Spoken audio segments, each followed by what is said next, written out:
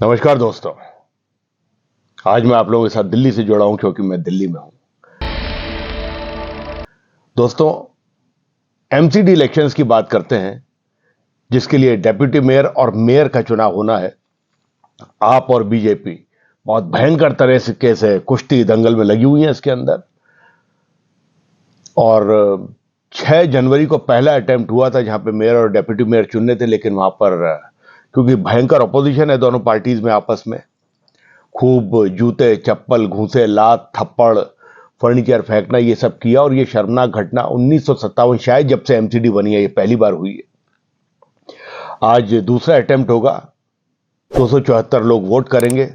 देखते हैं ऊंट किस तरफ करवट लेता है, क्योंकि ये बहुत रिच ऑर्गेनाइजेशंस होती हैं और जो कि दिल्ली को मैनेज करती हैं। जैसे बॉम्बे में बीएमसी है, मुंबई में यहाँ पर एमसीडी है। तो इसमें पैसा का इन्वॉल्वमेंट बहुत होता है और हर पार्टी चाहती है कि हम पावर में यहाँ पर आए। काम तो पब्लिक के लिए कितना करते हैं वो और आप हम सब जानते हैं, लेकिन ये सिर्फ पावर और पैसे की लड़ाई है। तो देखते हैं जो शर्मनाक घटना 6 जनवरी को हुई है, आज जब ये दोबारा कुछ होने वाला है तो इनमें से कौन जीतता है। Let's see, hope for the best. जो भी जीते पब्लिक के लिए कुछ करे, सिर्फ इतनी उम्मीद है दोस्तों। उत्तराखंड के जोशीमठ की जो त्रासदी है, जो सिचुएशन वहां पर बनी हुई है, लोगों को घर छोड़ने पड़ रहे हैं, क्रैक्स आ गए हैं, बिल्डिंग सिंक हो रही हैं, बड़ी भयावह स्थिति है। तो लोग बहुत परेशान हैं वहां पर। गवर्नमेंट उनको रिहेबिलिटेट करना चाह रही है। एक और बिल्डिंग कल वहां पर गिर गई है। स्थिति इतनी भयावह है और इतनी दर्दनाक है कि लोगों को अपने घर छोड़ छोड़ कर जाना पड़ रहा है। अपने जो कैटल्स, जो जानवर मवेशी जो पाले हुए हैं, पेट डॉग्स हैं, उनको लोग कोशिश कर रहे हैं, लेके जाना चाह रहे हैं, लेकिन कुछ ले जा रहे होंगे, कुछ नहीं लेकर जा रहे हैं। तो बच्चे भी, सारे कैटल और पेट्स हैं, वो भी, उनके भी घर, उनके मालिक, उनके साथी सब छूट रहे हैं इधर उधर। बहुत सिचुएशन पैथेटिक है। मैं उम्मीद करता हूं कि उत्तराखंड की गवर्नमेंट इन लोगों के लिए जो कि जोशीमठ में रहते थे और इतना जिनके घर बार सब उजड़ गए हैं, जानवरों के घर बार उजड़ गए हैं, उनके ओनर्स खो गए हैं, तो कुछ सीरियसली कुछ करे और इंसानों को और जानवरों को सबको रहने की सही से जगह दे। और जो भी पैसा ये पर पर्सन दे रहे हैं वो राइट लोगों तक पहुंचे। जो भी पैसा ये पर कैटल, पर पेट डॉग, पर पेट हॉर्स या जिन भी जानवरों के लिए दे रहे हैं, वहां पर कम से कम लोग इंसानियत से काम लें और उस पैसे को खुद हजम करने की कोशिश ना करें। क्योंकि अक्सर ये होता है जब इस तरीके की त्रासदी होती है तो जितने भी ये पैसों के पुजारी, करप्ट, गंदी प्रवृत्ति के लोग होते हैं ना, उनको ये लगता है कि बस हम जितना खसोट सके, जितना लूट सके लूट लें।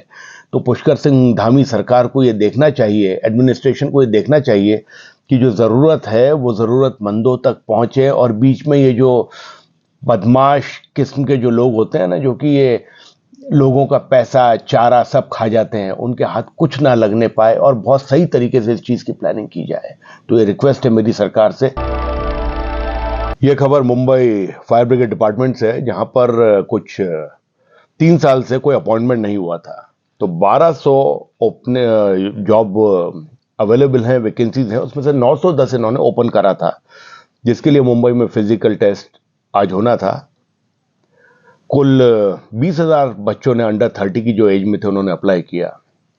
फिजिकल टेस्ट में दोस्तों ये होता है कि कुछ 19 फुट की ऊंचाई से जंप मारना है, 800 मीटर 3 मिनट में दौड़ना है, फिर 20 फुट रस्सी से चढ़ना है उतरना है और कुछ इस तरीके की एक्सरसाइजेस। शर्मनाक ये है कि इतनी गंदी कैनवास और नेट्स इन्होंने यूज किया वहां पे कि 100 से ज्यादा बच्चे जो कि 30 साल के थे उनके फ्रैक्चर्स हो गए, रिब्स टूट गए और कई तरीके की चोटें आई हैं। 30 साल का तुषार कुंबरे नागपुर से जो था, जो बेचारे इतने एंथुजियाज्म से ये लोग आते हैं, तो जैसे ये वो 19 फीट की ऊंचाई से, जो कि 2 मंजिल के बराबर होती है, वहां से कूदा और नीचे 4, 6, 8 लोग जब उस कैनवास को पकड़ के खड़े होते हैं तो नीचे कूदा तो वो कैनवास फट गया, खिंच गया और उस बच्चे की शायद कमर टूट गई। हालत ये थी कि इतने लोगों को चोटें लगी कि जो एनाल्जेसिक स्प्रे होता है ना जो करते हैं, तो डॉक्टर के पास वो भी खत्म हो गए। तो 100 से ज्यादा बच्चों के चोटें लगी है। कितना शर्मनाक है। जब 1 के लगी, 2 के लगी, तब भी ये फायर ब्रिगेड डिपार्टमेंट रुका नहीं कि बॉस कहीं कमी है, कहीं गलती है, हम इसको कल फिर करें, 4 दिन बाद करें। बच्चों के लग रही है। मतलब कैसे इनके बॉसेस हैं, कैसे ये बंबई को बचाएंगे जब इनको ये नहीं पता कि फिजिकल ट्रेनिंग, फिजिकल टेस्ट जो लेना है वो एक तरीके से कैसे लिया जाए। So sad. मैं तो कहता हूं जो फायर ब्रिगेड का सीनियर मोस्ट ऑफिसर है, सबसे पहले उसी को कूदना चाहिए ऊपर से। तब जब सर पे, आंख पे, कंधे पे, कमर में, टांग में चोट लगेगी, हाथ पैर टूटेंगे ना, ये लोग तब सुधरेंगे। जब खुद पे बीतती है ना, दूसरों के बच्चे मार रहे हो फिजिकल टेस्ट के नाम पे, यार कुछ शर्म है, कुछ सेंस है। होम मिनिस्टर साहब जागो, महाराष्ट्र के चीफ मिनिस्टर साहब जागो, डेप्यूटी सीएम साहब जागो। This is shameful. 20,000 बच्चों ने अप्लाई किया, 100-125 के आपने टांग तोड़वा दी 910 पोजीशंस में। सो सैड यार, सो सैड। ये हमारे डिपार्टमेंट्स हैं, ये हमारी टेक्नोलॉजी है, ये हम 21वीं-22वीं सदी की बातें करते हैं। ये मुंबई है। कोई गांव खेड़ा छोटा सेंटर होता तो समझ में आता है ये मुंबई है, यहाँ पे समझदार टॉप पोस्ट लोग बैठे हैं। And this is what our kids are getting. जिनको बेचारों को नौकरी चाहिए तो अपाहिज हो गए होंगे।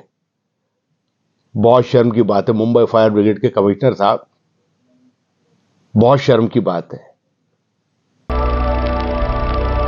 एक बहुत अच्छी चीज यह है दोस्तों कि पीएम मोदी साहब ने अंडमान एंड निकोबार में करीब 21 आइलैंड ऐसे हैं जिनको परमवीर चक्र और हिंदुस्तान के जो वीर हैं उनके नामों पर कर दिया है। इनमें मेजर सोमनाथ शर्मा, सूबेदार करम Singh, lieutenant, second lieutenant Rama Raghoba Rane, इस तरीके से करीब 21 वीर हीरो जो देश के लिए लड़े, देश के लिए अपना बलिदान दिया और आपको, हमको, सबको बचाया।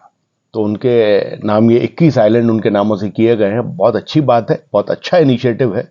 जो अच्छी चीजें हैं उनकी तारीफ भी होगी भाई साहब। तो whatever this initiative has been taken, we are proud of it. और एक खबर भाई साहब WFI से, रेसलिंग फेडरेशन में तो आपको पता है कि कितना धमाचौकड़ी मची हुई है। जो सेक्सुअल वायलेंस और जो हमारी महिला पहलवानें हैं उनके साथ में जो जो हादसे हुए हैं, जैसा वो बता रहे हैं, अभी प्रूफ आने बाकी हैं, इंक्वायरी चालू है। तो उस इंक्वायरी के लिए जो चीफ है मेरे ख्याल से मैरी कॉम, जो कि हमारी बॉक्सर हैं, कई अवार्ड्स जीत चुकी है और एक मोटिवेशन है हमारे पूरे देश के लिए, लड़कों के लिए भी लड़कियों के लिए भी। तो उनको इस पैनल का हेड बनाया गया है, वो इंक्वायरी करेंगी। ब्रिजभूषण शरण सिंह को शायद जब तक ये इंक्वायरी चल रही है तब तक के लिए हटा दिया गया है। उनको पहले ही खुद से नैतिकता के आधार पर हट जाना चाहिए था। तो लेट्स होप फाइंडिंग एकदम ट्रुथफुल हो, कल्प्रिट को कड़क से कड़क सजा मिले और हमारी स्पोर्ट्स फ्रेटर्निटी जो है वो बिल्कुल सेफ रहे। एक जो डेप्यूटी कुछ डायरेक्टर काइंड ऑफ सम थे, कोई तोमर, उनको तो ऑलरेडी सस्पेंड कर दिया गया है।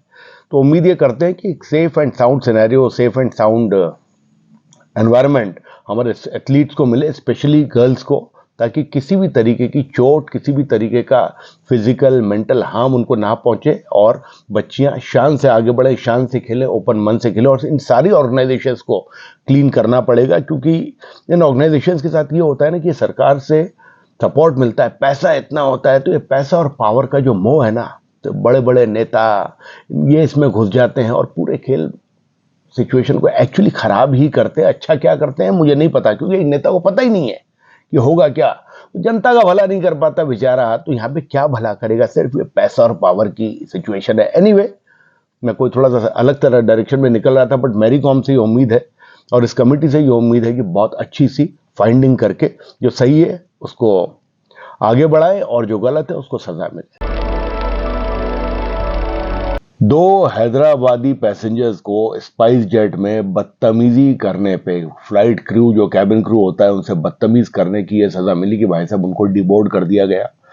उनको शायद दिल्ली में ही एयरपोर्ट पर उतार लिया गया, अरेस्ट किया और उसके बाद में जो भी छोड़ा गया, जो भी है, बट एटलीस्ट अब जो कैबिन क्रू होता है, जो कि अपने आप में बहुत रेस्पेक्टेड बच्चियां और बच्चे होते हैं, तो उनके सपोर्ट में डीजीसीए बहुत अच्छे से आया है। इनिशिएटिव शुरू हो गए हैं। जो ये बदतमीजियां कई पैसेंजर्स करते हैं, अपने आप को खुदा समझते हैं हवाई जहाज में बैठ के, तो वो अब थोड़े से तमीज में आएंगे। तो 2 पैसेंजर्स को सजा स्वरूप डिबोर्ड करके स्पाइस जेट की फ्लाइट से, जो कि हैदराबाद जा रही थी, बहुत अच्छा एग्जाम्पल दिया है। आई 100% सपोर्ट दैट। तो भाई साहब 52 का कमाल वापस चालू हो गया है। डेरा सच्चा सौदा के चीफ जो पैरोल पे बाहर है, रेप के चार्जेस है भाई साहब, 20 साल की सजा है। और कर रहे हैं भाई साहब सत्संग। 20 साल की सजा है, सत्संग कर रहे हैं, रेप के आरोप हैं 2 बच्चियों के साथ। और हरियाणा के सीएम साहब के जो सेक्रेटरी हैं, वो एमपी सब वहां पर जा रहे हैं। अबे क्या कर रहे हो यार, हैं क्या कर रहे हो? मतलब शर्म आनी चाहिए यार। एक और बाबा का आजकल बहुत चालू है भयंकर तरीके से, तो ये बाबाओं से भाई साहब इस देश को, ऐसे बाबाओं से, सारे नहीं, ये जो 2-4 लाइम लाइटेड बाबा है ना, मर्सिडीज और बीएमडब्ल्यूज और 5 स्टार वाले बाबा जो है सत्संगी लोगों, में आपसे विनती करता हूँ आप लोग भी बचें और इन चक्कर में ना पड़े।